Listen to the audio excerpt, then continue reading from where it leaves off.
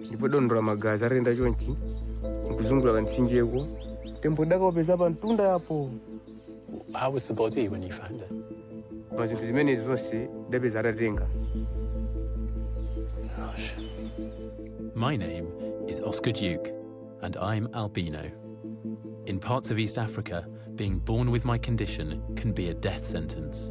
People with albinism are regularly attacked, abducted, and murdered. Kule vijijini na mikono wakatoa likabaki chidimwili. Their body parts are used in potions sold by witch doctors. They just weakened the nerves by hitting him hard, and all the teeth were out. Do they specifically want the teeth? Is that? Yeah. It is something that is valuable, according to them. In Britain, I work as a doctor and lead a normal life. I can't imagine what it's like to live in such fear. I wanted to find out why this is happening. itoke ili kusudi. What do you think it says about the society in Tanzania that children like this are forced into isolation? The society has to understand that this is not a good thing. So this is the prison. And what kind of person would murder someone like me? Do you think it's okay to kill somebody for money?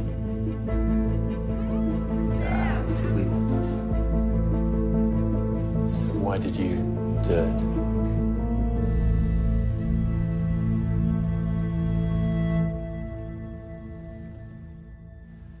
Although they're pretty wonky, these are the same ones I've had since I was 13, and I've never once broken my glasses, which I think is amazing. Although actually, glasses have kind of come back round, haven't they? They're sort of a bit more cool these days. Not these ones, though. I was first diagnosed with albinism when I was 6 weeks old.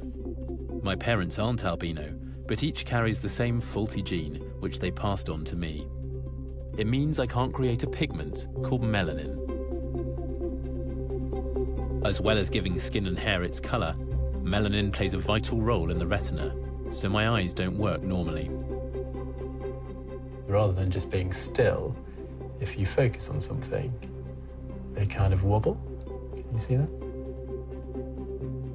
I've always considered albinism a disability and spent most of my life trying to ignore it. I even kept it a secret from my wife Ray when we first started dating. Right, back in time. But if I just put everything out kind of as I've got it, because otherwise I'm going to have no idea what I've got. I definitely had an issue about having albinism, and I didn't want it to get in the way of our relationship. I think that was the real truth. And I guess for you, your albinism had never got in the way of anything in your life before. So you did whatever you wanted at school, you went to university to be a doctor, you'd become a doctor at that point. And I do remember telling you I remember there were definitely tears from me. Yeah, you cried. Yeah, I did cry.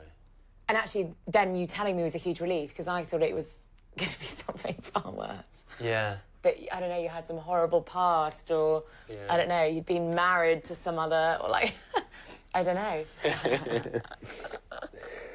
And didn't it work out well?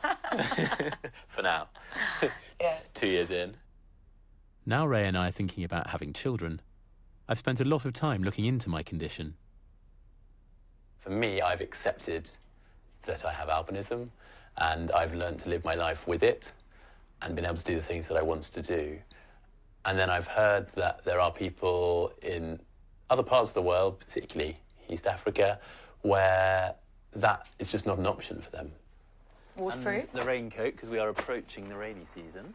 I'm heading to Tanzania, which has among the highest rate of albinism in the world. Albinos who live there have been stigmatised, persecuted, and even killed. People are being murdered because of something that's wrong with them in their genes. It just doesn't seem right to me. I want to find out why people like me are being targeted, and what can be done to help one of the most marginalised communities in Africa.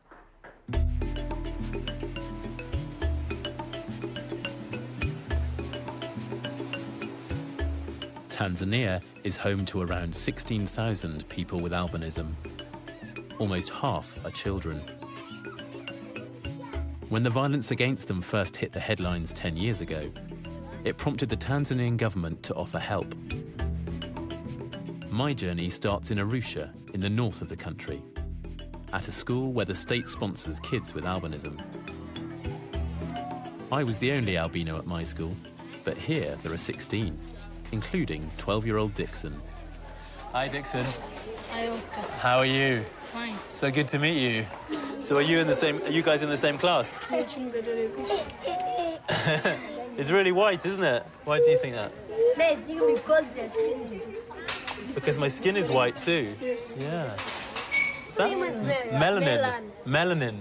Yes. Yeah, amazing. You guys, you know it all, don't you? Yes. We don't have melanin, do we? No. Does that matter? No. So do you think I'm the same as these guys? No. Why do you think I'm different? Because the melanin of your color is not the same with this one. It looks the same to me. But in the body, they are not the same. Why are they different? Because when you pass on the sun... It's the same. Yes. If I go in the sun, I get really, really burnt. The sun is really bad for my skin.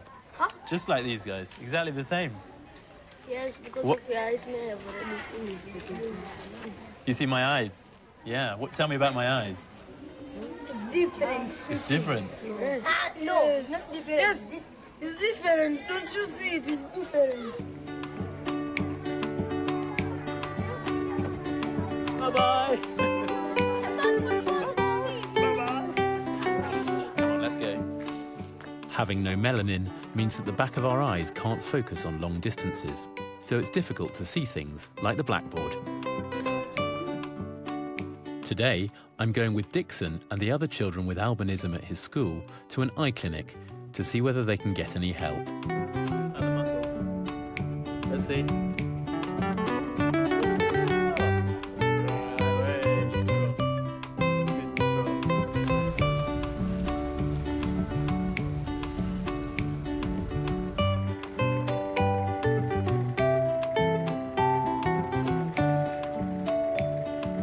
This way. All good? Tanzania has no NHS, so these children must rely on NGOs for their eye care. So here we are. Although the government has provided the venue. What's your name? Dixon. Dixon. Dixon. Gotta be loud, strong.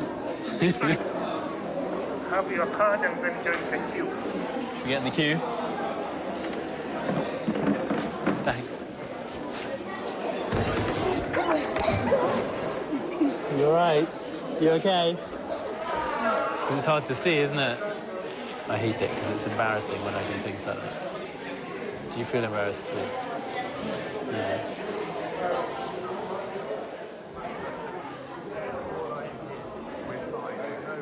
And my heart just completely went out to him because I can completely relate to that feeling of embarrassment when you are trying to just be normal and then you do something and you fall over and you trip up and then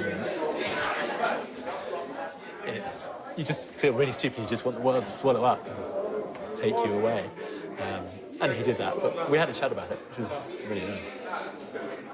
You doing all right? Everyone here will have their eyes tested. Can you try this one? But only some will qualify for the prescription glasses. This one? Yes, very good. Where did you get to? Here goes Dixon. This vision programme will only reach about 1,000, or 12% of albino children. Can you see me any better? So Dixon is one of the lucky ones. So awesome. Awesome.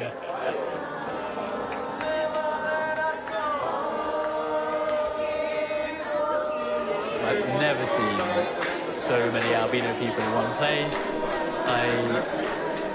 There's such a sense of happiness as well. Nobody here is feeling sorry for themselves. You know, they can completely relate to that, and I think, good for them.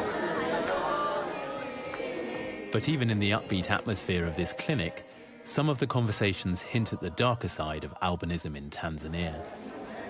Sir, in your country, is there any history of killing people with albinism? No. None. No. So how they treat you is equal the way they treat others?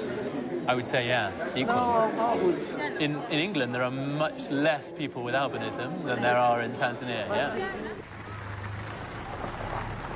It's believed that the smaller gene pool in parts of Tanzania is one reason for the high rates of albinism.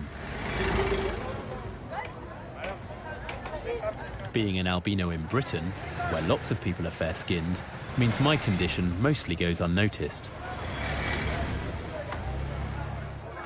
But being so pale in a country where almost everyone is black means you really stand out. That difference has led to prejudice against albinos and fueled superstitious beliefs that have existed for generations. Have you ever heard anything bad about people with albinism? Tokea kama vile kuwatenga wakati ni binadamu kama sisi. And why have they been excluded? Ilikuwa kuona kama vile wao sio sisi kwa sababu tumetofautiana ngozi. Have you ever met anybody who says bad things about people with albinism? Yeah, wapo. And what sort of things would they say? Kwa maneno yao wanavyosema, kwa watu kama wale wanawachukulia kama watu ambao ni madili.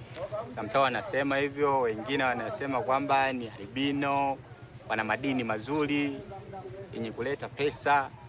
Ndio hivyo changamoto za watu wanavyosema wenye akili tofauti. Is it something people talk openly about, or do you think people are scared to say these things even though they still believe them?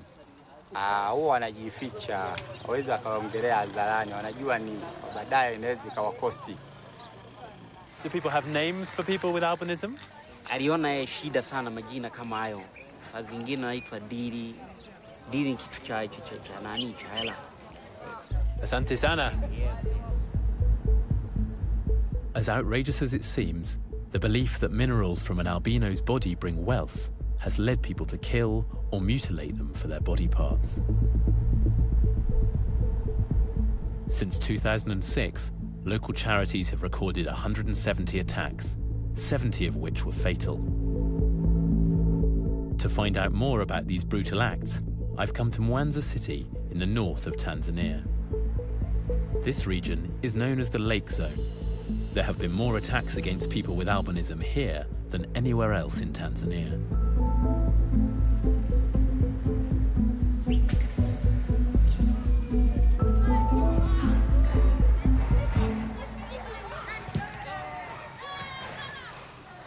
I mean, of course, people are hurt in wars and in accidents, but you don't very often meet people who've been actually attacked just because of a genetic condition, especially not one that you have yourself. Children are particularly vulnerable, and I'm on my way to meet 15-year-old Festo, who was attacked at the age of 7. Hi, are you Festo? Thank. When you're in your classes, Yes. do you always sit at the front? Yes. This is your desk? Yes. Yeah. So that you can see the board? Yes. I used to do exactly the same in my classes. Madam Molly is Festo's teacher and guardian. The mother was in the kitchen preparing their evening meal. It was not late in the night. It was around 7 p.m. in the evening. And while the mother was preparing supper for the other children, a group of men came in. He didn't tell me the exact number of the attackers, but there were more than 4. That is what he told me. Yeah, there were lots of people. He just saw people coming in with machetes, and before he could have a second look at them, they had already cut one of his arm, the fingers, the teeth. And it must be so kind of sharp and aggressive. To use a knife to chop off an arm is not... This is now a panga. This is now a panga, not a knife. So the blunt part that is not sharpened, they just weakened the nerves by hitting him hard, and all the teeth were out. In fact, he was cut part of the lower part of the mouth. And do they specifically want the teeth? Is that? Yeah. It is something that is valuable, according to them. After the attack, Festo spent 4 months in hospital. What do people think about people with albinism in Tanzania? They think it's the body parts will get man. They think they'll get money? Yes. That's crazy. Yes. And why do they think that? Because if they go to the witchcraft. So the witch doctors tell the people to go and attack people with albinism. Yes. Madame Molly has made sure that Festo can lead as normal a life as possible. Surgeons attached one of his toes to his remaining hand so he could still use it.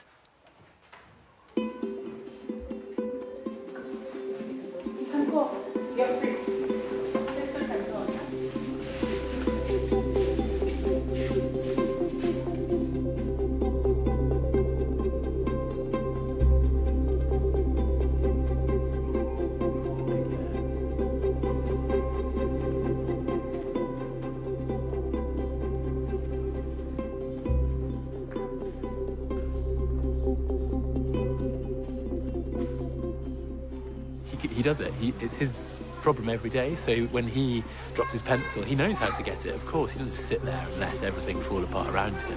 He has his mechanism for holding the pencils and wiping his brow, and that is how it is for him, and he's just battling on regardless.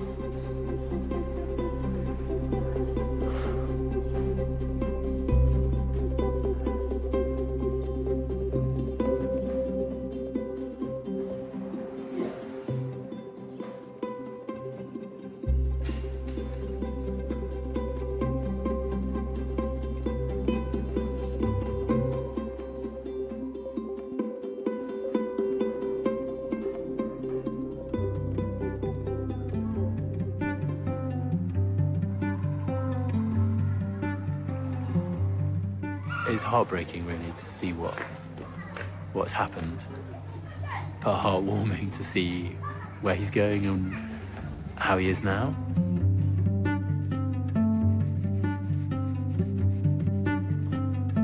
Wow. Yeah, that is amazing. You know, there's clearly evil at work, which is so entrenched in beliefs that they think it's okay to do that. But when you see him, you see the future. Just by being how he is already, he's such a powerful advocate for coming through horror and getting out the other side. And it doesn't matter whether that's albinism or anything. I mean, you know, he's a kid, isn't he?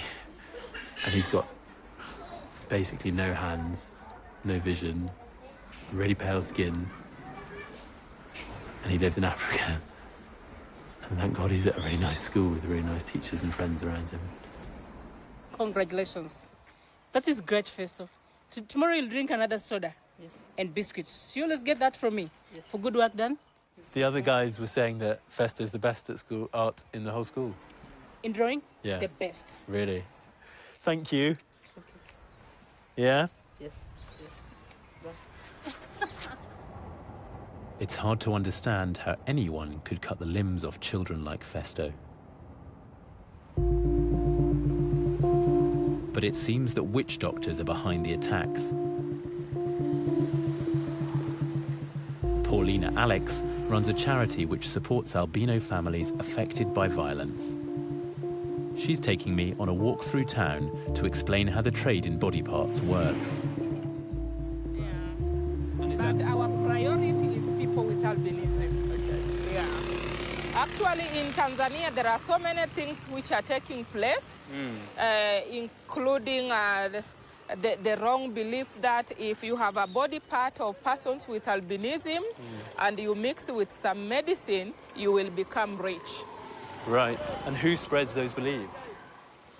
Actually, witchcraft are the ones who are spreading this wrong belief. So they're the witch doctors? The witch doctors. So people are buying these potions then? Yeah. And how much would a potion cost, you know? It is a lot of money. Like? Starting from 20 million Tanzanian shillings and above. So how many dollars is that? It's like 10,000 USD and above. Yeah. So it's a lot of money. So it's like £6,000 or £7,000. Exactly. For like a little bit of potion. Sure. The average wage in Tanzania is only £60 a month. And it's a weird question to ask, but like, So like a hand or a body part, how much would somebody get for that? According to what I have been hearing from other people, depends on the body part you have. If you have a leg, it means the price is higher. Because there's more? Yeah, it's more. If you have hands, the price is a little bit cheap. Yeah. It's crazy, isn't it? It's mad. Yeah, Do you think? sure. And then who buys the potions? The businessmen are buying this. The miners are the ones who are buying, fishers. So there are so many people. And sometimes they are mentioning some politicians. Some politicians buy them as well. NGO research suggests that the rate of attacks against albinos increases just before an election. It's alleged that even some politicians believe albino potions will help them gain power. But even though the past decade has seen a sharp spike in the number of attacks being reported, Paulina believes the violence may have been going on for much longer. And I remember when I was a child, my grandmom used to tell me that people with albinism, they don't die. They normally disappear. Really? So when I recall back, it means that the killing of people with albinism started a long time ago. How can you say that someone is disappearing? I see what you mean. Yeah, instead of dying. So they, So they were maybe even being killed then. Yeah. So it's a very kind of ancient tradition. Yeah, sure.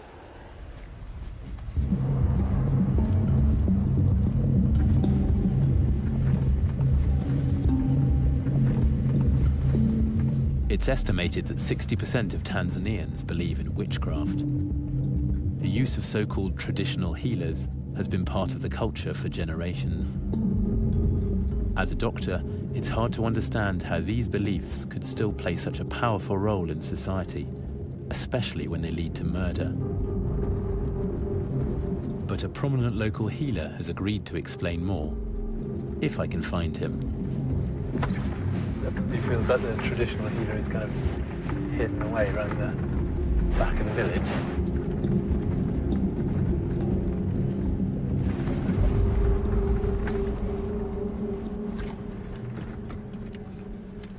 Right, kind of in the woods, isn't it?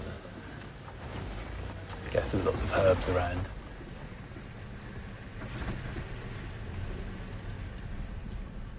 We haven't seen anybody with albinism anywhere nearby, which is probably for the best, isn't it? Just me.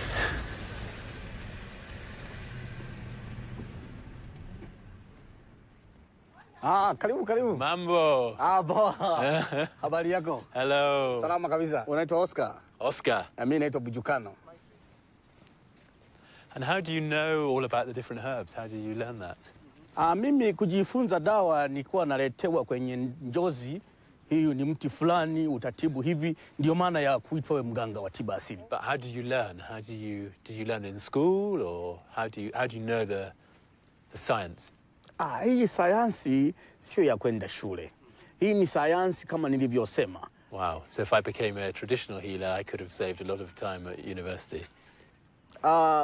Kupenda kuwa mganga wa tiba asili huwezi kwa kitu kimoja. Kwani huna ile njozi ya kuziota zile dawa. Maana yake huwezi ukawa mganga wa tiba asili. Kwa sasa ninapoenda kumuonyesha sasa, namuonyesha nyumba zangu ambazo ndio nafanyia kazi.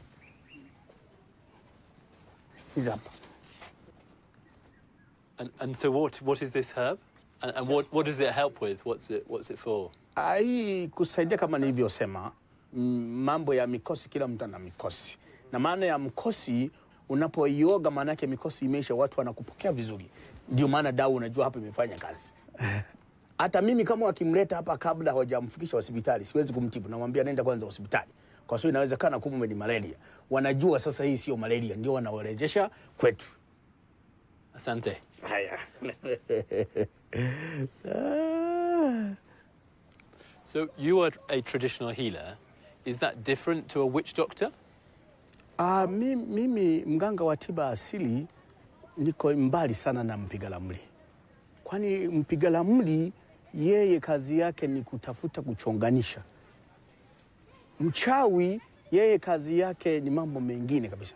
Kwa hiyo mganga wa tiba asili yeye kazi yake ni kujua dawa za kuponyesha magonjwa. Hana tatizo lingine.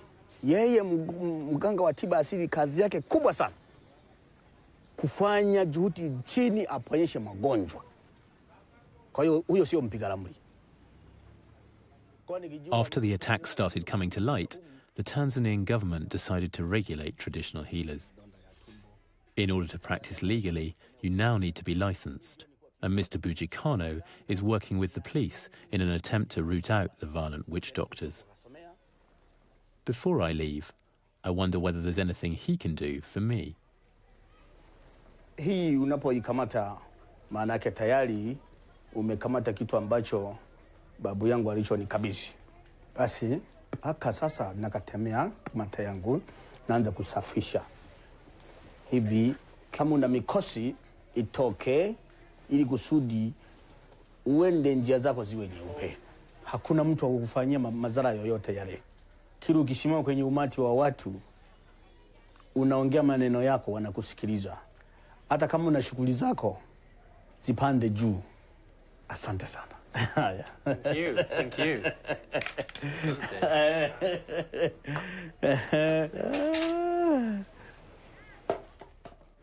It's, for me, not something that I would be paying any money for, or bringing a gift, as he likes to call it. But it is part of their culture, and he's obviously a prominent, relatively wealthy member of that village society. So he is listened to, and so you could see how if somebody like him went off the rails and decided that they wanted to use people with albinism in their potions, that probably people in the community would go with it, especially if there was a big financial reward behind it. So they have a lot of power, I would say.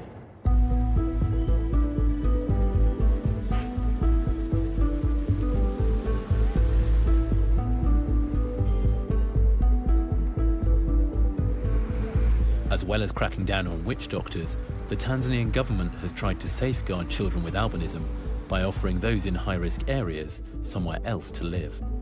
Many have been placed by their families in secure residential centres called protectorates. We're following a member of the Tanzanian Albinism Society, and as you can see, well, you can't really see really, because it's just a dirt track with lots of dust coming off the Jeep in front.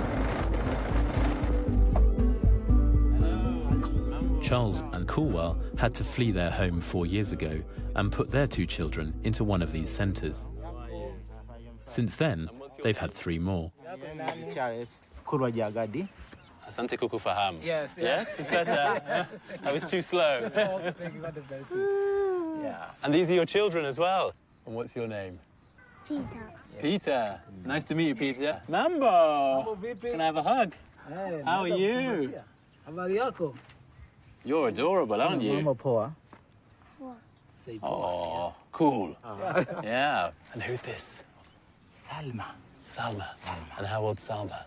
Ana mwaka mmoja na miezi mitatu. As both Charles and his wife are albino, any children they have will always have albinism. So 2 of your children are in the protectorate centre. How safe is it for you all living in the village here?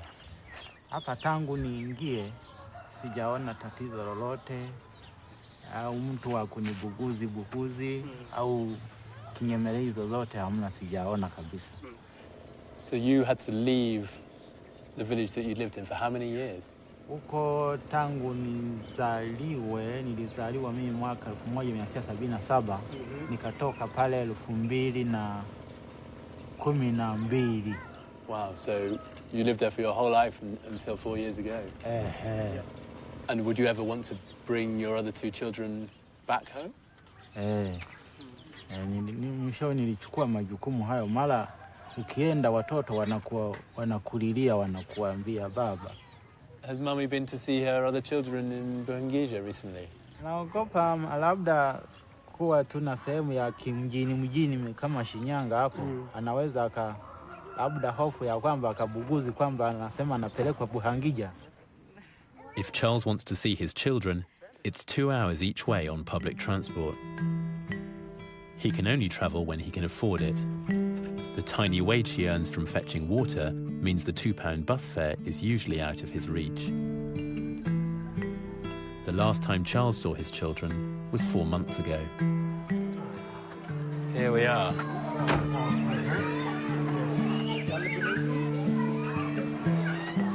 There are 9 protectorate centres like this across Tanzania.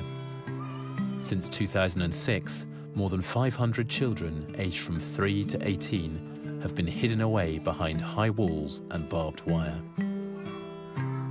Nobody can go inside without permission from the government, and it's guarded 24 hours a day.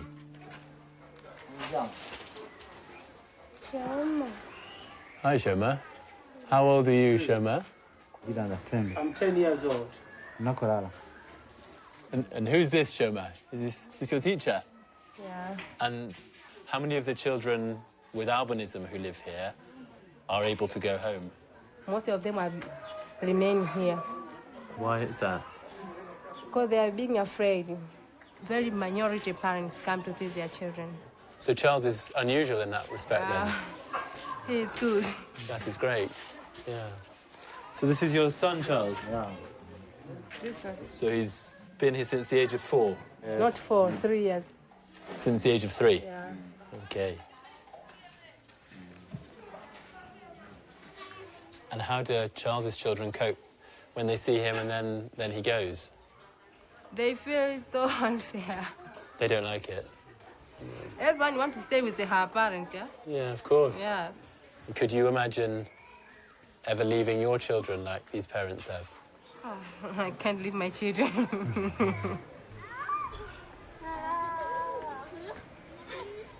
To understand what life is like for the children here, I need to speak to the headmaster. Hello. Oh, yes, my name is Selemani Shabani Kipanya. Yeah, I'm a school headmaster and the center as well. So you're in charge of the Buhungija Protectorate Yes, Centre? Buhandija as well. Wow, right. It was special for the people, for the blind people. So it was always used for blind people? Yes, before the killings of the albinism started. Yeah, there was no fence, it was just open. So that's all been added in since the attacks happened? Yeah. Yeah. The problem we have is that the space is not enough. Is the government helping you to increase that space, or? Yes, they are trying to do that. And do you ever do any, like, trips to go out to take them out of the centre? Not more than... Sometimes we have the people who are helping us. They take them to several areas, but most of the time, they used to stay here. Stay here? Yeah. This is the dormitory, as you see. What do you think are the psychological problems of living here for the children? You see, living here, from the morning, you are here doing nothing, especially for those who are not studying, you see. They wake up early in the morning, they stay here. You see, they are not allowed to go outside. You see, no places for sports and games, as you can see. So they are there. So it's not good. What do you think it says about the society in Tanzania that children like this are forced into isolation? I think the society has to understand that this is not a good thing. That's the first thing, that this is not a good thing to isolate, to segregate some people because of their skin color. Yeah. You see, that's not good. Yeah. Do you think there's any progress towards that? Yes. For almost a year now, we have not received any new entrant coming to this. Oh, really? Yes, So nobody for knew almost at all? a year now. Okay. Yeah, no new entrant. So do you think there'll be a day where protectorate camps like Buhungija Yes. are closed down? I think, I'm hoping so. We used to receive them every day, but now... It's settling down. Yes. Well, that's really good to hear. Thank you so much for talking to me. It sort of makes you think about having albinism and bringing that forward and having children. And one of the things I'd been really worried about is having a child with albinism and not wanting that. I still feel that I wouldn't choose to have a child with albinism, but when you meet people like this, you can't help but feel, in terms of what I would be able to offer to a child who had albinism in my life, they could have a fantastic life. And that is so distant to what would happen if you had a child with albinism in Tanzania.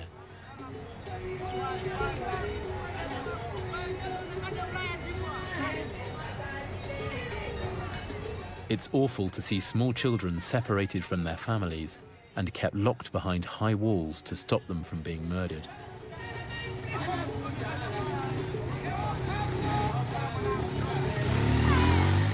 I want to know what the police are doing to catch the killers and punish those involved in the trade. I haven't really met anybody who is in charge or responsible for the crimes that are happening to people with albinism. It makes me feel really angry. Everybody should have a right to have a just, fair life, whether you're black, white, or anything in between. After some last-minute negotiation, the acting commander of the police service in Mwanza has agreed to meet me. I'm hoping he'll be able to give me some answers. My name is Augustine Senga. Very good to meet you, Mr. Regional Senga. Crimes Officer, but for the time being, I'm acting as the Regional Police Commander. Excellent. My commander is on vacation. So you're in charge? Yes. Excellent. Of the region. You're welcome, sir. Very good to meet you. Thank you. Very much. You're welcome. I want to accompany, please. Yes. You're welcome. And what are the challenges for you as police commander in fighting these sorts of crimes? These particular crimes are done secretly, completely secretly. Sometimes we find the members of the family. So you find to investigate a case of which the members of the victim are involved, it becomes very, very difficult. But so the family members are conspirators in the case. Of course, geographical locations of our area, this region is huge. Sometimes to reach every area where these people of our beliefs are, it's a problem. And sometimes they're hiding them in their areas locally, so you find it difficult for us to identify those areas. We find someone has been killed. We see this as a crime, serious crime. I have one case of 2008. Person has been sentenced to death. He's waiting his punishment. And so in Tanzania, you still have the death penalty, is that right? Yeah, right. And that would be for murder, would that, the person who's been sentenced to death? Yes, is that... murder, yeah. Since 2013, we have never had... How many witch doctors have you prosecuted? 4 or 5, I cannot tell the exact number. Do you know roughly? Or? I remember 2 or 3, because I was here for last year. 2 or 3 in Mwanza. Has anybody in the whole of Tanzania ever been arrested for buying the potion itself? I'm not really sure to speak of. In Mwanza? In Mwanza too, I have never experienced that since I came here. But there's somebody at the top who's able to afford to buy these potions for thousands of dollars, people have told me. What should I say? It's, in most cases, those, they say who are buying those ones, it's very, very difficult. As I said, it's something done in a very secret way.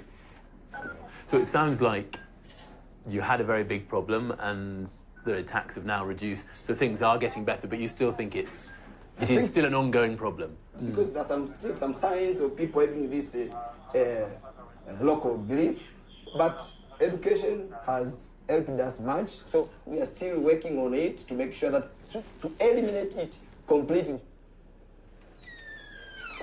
Thank you.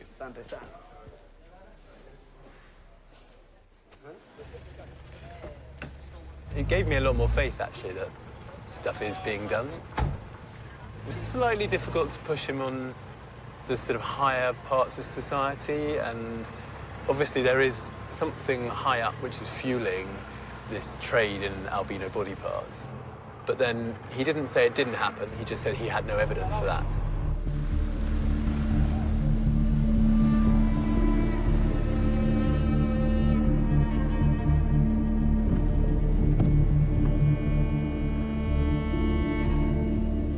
Tanzanian government has taken steps to try and tackle the violence against people with albinism.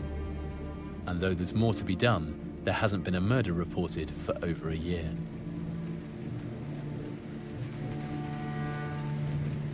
There's definitely a concerted effort to try and improve things for people with albinism.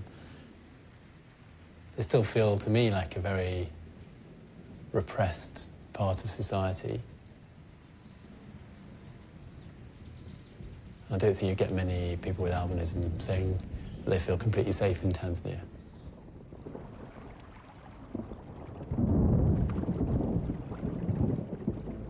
The crackdown in Tanzania seems to have driven the problem over the border to Malawi.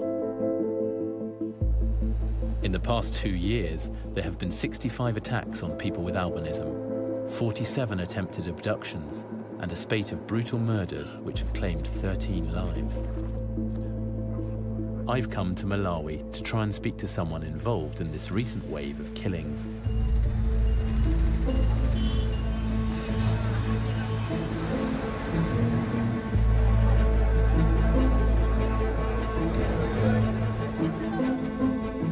My guide here is Overstone, president of the Malawian Albino Association.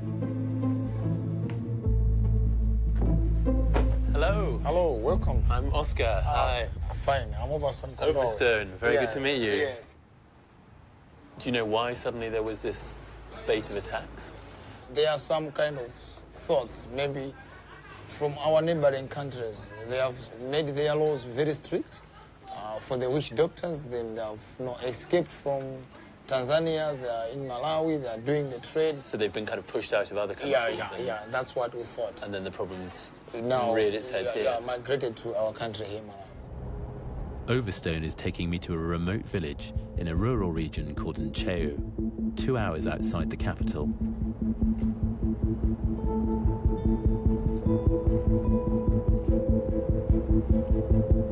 I've come to meet the family of Fletcher Messina, an albino man who was murdered 6 months ago. But first, Mr. Zebra, the local English teacher, wants to show me evidence that Fletcher's murder was just one in a series of attacks against albinos in the village. This is the graveyard. Yeah. This is one of the graveyard which was opened and the remains have been removed. Gosh. It's open. And this belongs to a person who had albinism? Yeah, that's it. This is the source of money which they talk about. That's why they came to kill Messina there. Yeah. Right. Yeah. This is strange. It's strange. Stealing somebody who's already gone. It's strange. Yeah, stealing someone who's already gone. It's exactly true.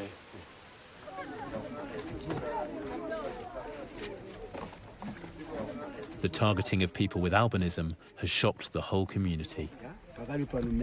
While I was looking at the open grave, everybody's come out to see what's going on. What are they saying to you, Overstone? They are saying that they are not happy with the killing of persons with albinism in the area, especially the killing of Fletcher Messina is a very big concern to them. Chikumbutso is Fletcher Messina's brother.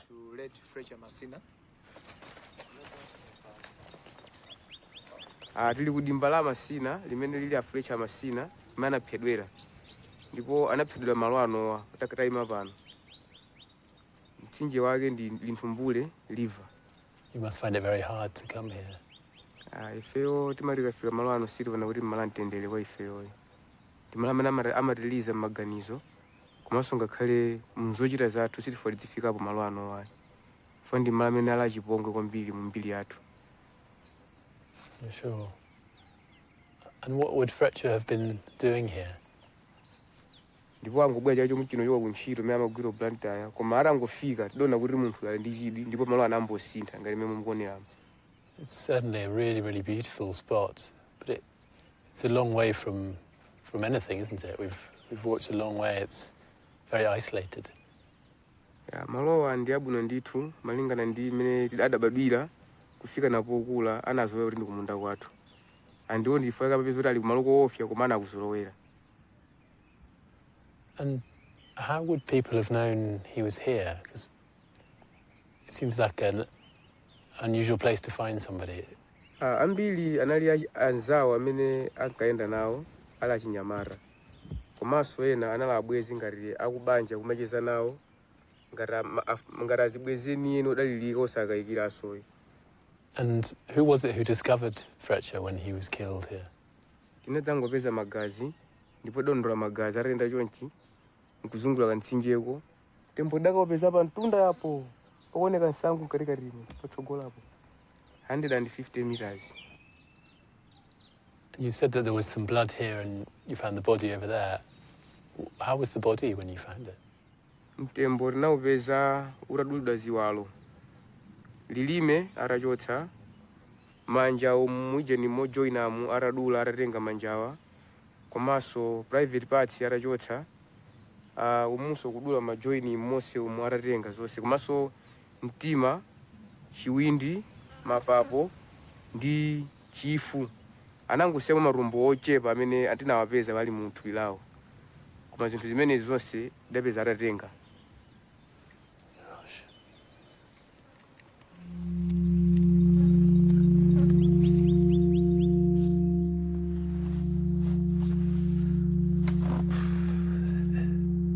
It's really, I think it's hard to put into words. It's kind of like a, you meet the community and the family and they're basically just living a nightmare. He was just sorting out his tomatoes and was killed in a brutal, brutal way. Because he had albinism. You know, if someone tells you, oh, don't step on the lines in the pavement because it's bad luck, or if you break a mirror, then it's 7 years back, like those sort of superstitious beliefs, you sort of have like a little bit of your mind which maybe thinks, or maybe that is true, maybe I shouldn't step on the cracks in the pavement. But you'd never believe in something like that enough to allow it to let you kill somebody. But obviously I don't have any superstitious beliefs which are as strong as the people here.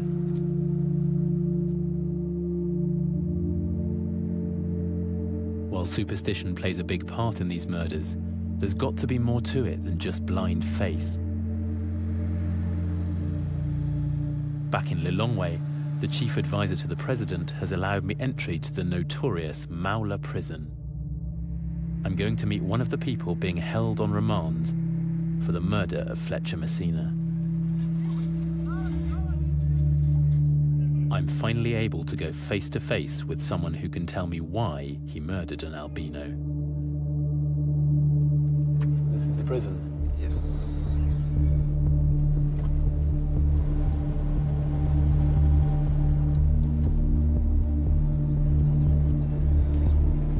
It doesn't look much like a prison, but this is the administrative quarters.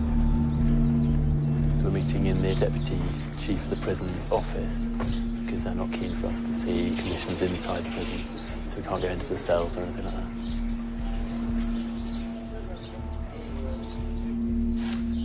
Hello. Sir. My name's Oscar. Thank you, sir. My name is Herbert Malone. Okay. I guess the first question has to be, why did you murder somebody with albinism? Nachita kutumidwa ndi anthu ena amene anachita kutipanga kuti zimenezo zichitike. And did they promise you anything? Natilonjeza kuti atipasa ndalama kwana 40 million malai kwacha. And how many people were with you? Now we want 7. And they promised each of you 40 million kwacha? Anatitizagawana. Do you mind telling me about what happened on the day of the murder?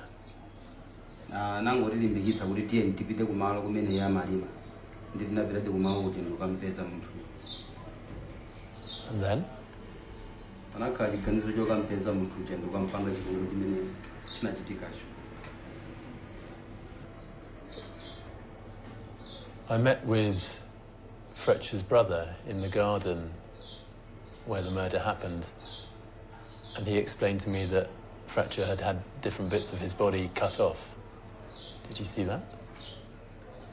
Yeah, naziona.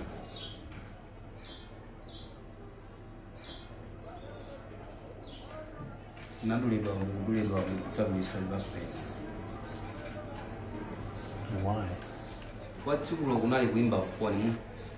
Ndi akamaimba ana foni amauzo nina kuti mutengeza kuti ndizakuti ndizimene zofunika zinazo zilibe ntchito. Ndi zimenezo ndi zimeneno amalumikizana kuti zichitike. Do you think it's okay to kill somebody for money? Sibwino. So why did you do it? Chifukwa chakuti nthawi nake zikamachitika ndi ukakhala kuti ukhungu kapena kuti satana akakubwerera suzindikira chimene ukuchita umakazindikira utalakwitsa kale ndiye pamene umazindikira ndalakwitsa. Do you believe in witchcraft? Ndimakhulupirira. Can I ask, 40 million kwacha, that's a lot of money. How much money as a farmer would you have made in 1 year?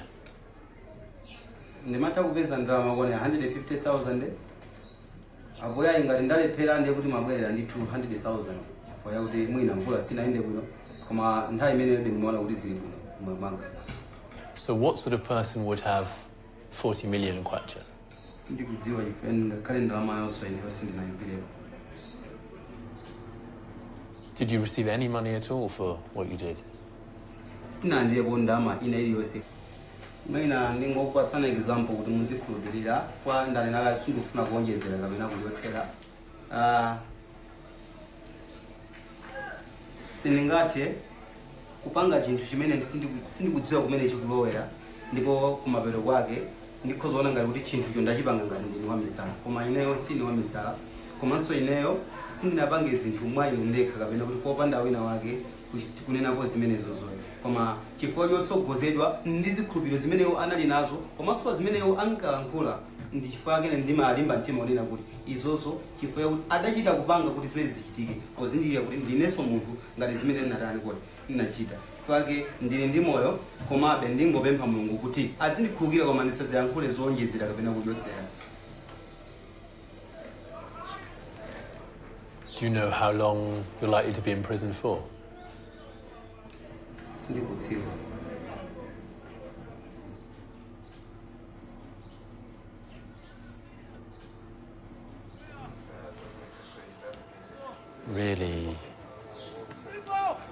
Really shocking, actually. And what happened, because it's not just a murder, it's like a mutilation, there were hammers and sticks. You can blame Satan all you want, but yeah, maybe, it is kind of work of the devil, isn't it? Whatever your religious beliefs are. But, it's not like they were possessed and made to do it. That they did it because they thought they could get money. And now I find that disgusting.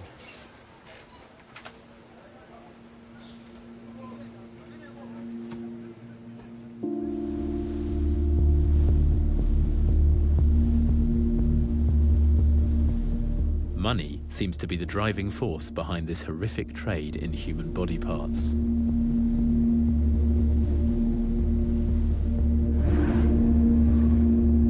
I think it shows that life is very cheap.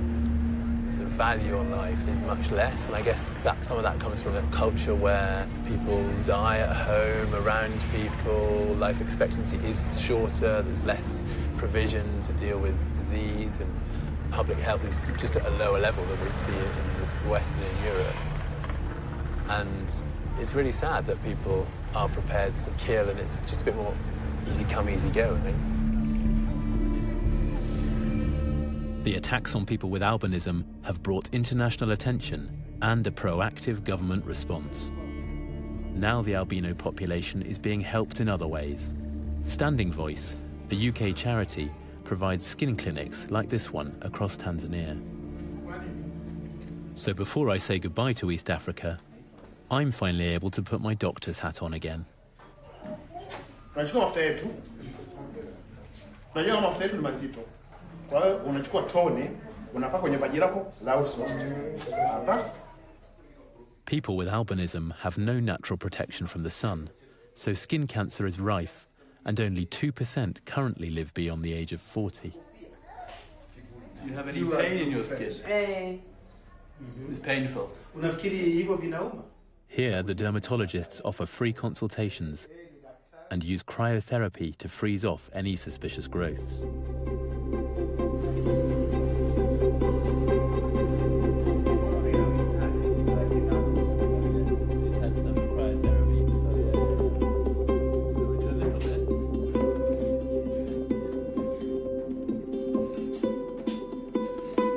It was really lovely to see that family with their cute little daughter who had albinism. Her skin was immaculate. She's living in Africa the whole time, and they've been able to access the skin clinics and have been given the sunscreen. She doesn't expose her kid to the sunlight. So we do examine the feet, the whole... The mum puts it on twice a day, every single day. That is, that's a big commitment for any parents have to do. Great shoes. Ticklish? Yeah, well done, Mum. Asante. Keep up the good work. After some of the horror I've witnessed here, places like this give me a tiny glimpse of the change that might be possible. It's so lovely to see the little ones because they are so innocent, they're not affected by any stigmatisation, and if there is stigmatisation, they just don't understand it at that stage. So they, I guess, represent a massive hope for the future. And hopefully, by the time those little children are adults, East Africa would have adapted to enable them to go hand in hand and be equivalent citizens to anybody else in the country, whether they have black skin or white skin.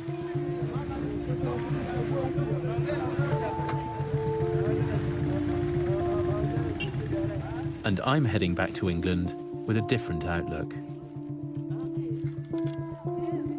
I definitely feel very proud of the people with albinism in Africa. And I'm not in their camp, very, very luckily for me. But I feel that they are very brave and amazing, really, how well they survive given the pressures that are on them.